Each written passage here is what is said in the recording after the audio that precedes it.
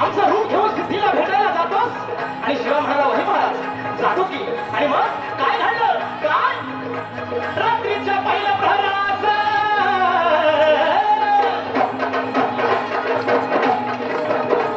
रात्रीच्या पहिल्या प्रहरास दहाच्या सुमारास गड उतरण्यास शिवबा पालखीत बाजी संगती.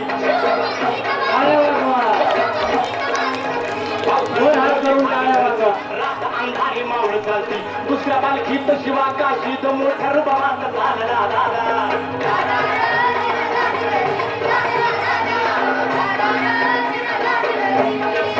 दोन दिशेला दोन पालख्या गेलेल्या आहेत. त्यापैकी एका पालखीला खानाच्या सैन्यानं गळाला घातलं. पालखीतनं शिवाला बाहेर काढलं. सिद्धी समोर बसवलं. तोर बातमी आली हुजूर हुजूर शिवाजी भागा शिवाजी भागा. आणि कळालं सिद्धी त्यांनी मनातून तलवार काढली शिवावर धरली. सच बता तू कोण है वरना मारा जाएगा. शिवा हसला आणि म्हणाला अरे जन्माला जरी शिवा काशीत म्हणून आलो असलो तरी मरताना शिवाजी महाराज म्हणून मरतोय. हे भाग्य काय कमी आहे का. आणि कळालं सिद्धीची तलवार चालल्या गेली आणि शिवा संपला गेला. पण इकडे बाजीनं गजापूरची खिंड गाठली आणि बाजी म्हणतायत राज आता येळ करू नका. तुम्ही निम्मी फौज घेऊन विशाळगडावरती रवाना व्हा. आम्ही खिंडीत राहून शत्रूंना अडवून धरतो. राजे म्हणतायत नाही बाजी जीवाची बाजी लावून आपण इथवर आलोय. आता जे होईल ते मिळून करू. आणि राजे म्हणतायत नाही लाख मिळालं तरी चालतील पण लाखाचा पोशिंदा जगला पाहिजे राजा. लाखाचा पोशिंदा जगला पाहिजे. आणि मग त्या खिंडीच्या तोंडाला काय प्रकार झाला काय काय उभा राहून बाजी खिंडीला विनवणी करी शिवबाला.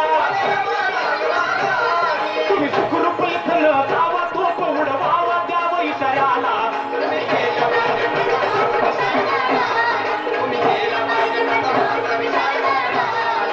आलो आता चिठीला मी ठार करतो चिठीला. माझीचा धावतो वार करतो मी ठार दृष्ट शत्रूला.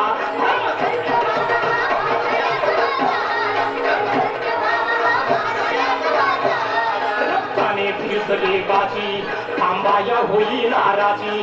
कमा नाही मला र माझी बाजी नाही शिवाजी. कधी पोचून देते गळावरी राज शिवाजी. रक्ताच्या थाव्यात असलेल्या बाजी प्रभू म्हणतायत अशी सत्ता असा गोळीचा भार बाजीला लागला तरी बाजी म्हणतायत राजा आपण गळावरती पोचला नाही राजा. चोर आपण गळावरती पोचला नाही तोवर या बाजीचा प्राण जाणार नाही राजा. आणि मग काय घडलं काय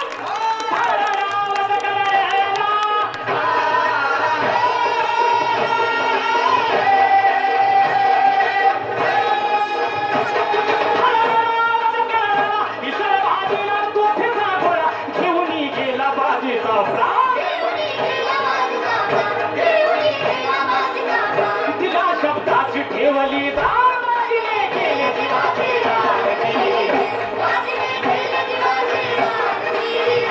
आणि म्हणतात राजे खंड बाजी खंड.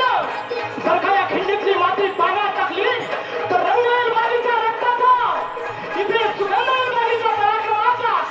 जर का खिंडीला कान लावला तर शब्द ऐकू येतील हाय हाय. भूल माफी करावी ठाणी धरावी कीर्ती वर्णावी कल्याण कवीचा हा छंद.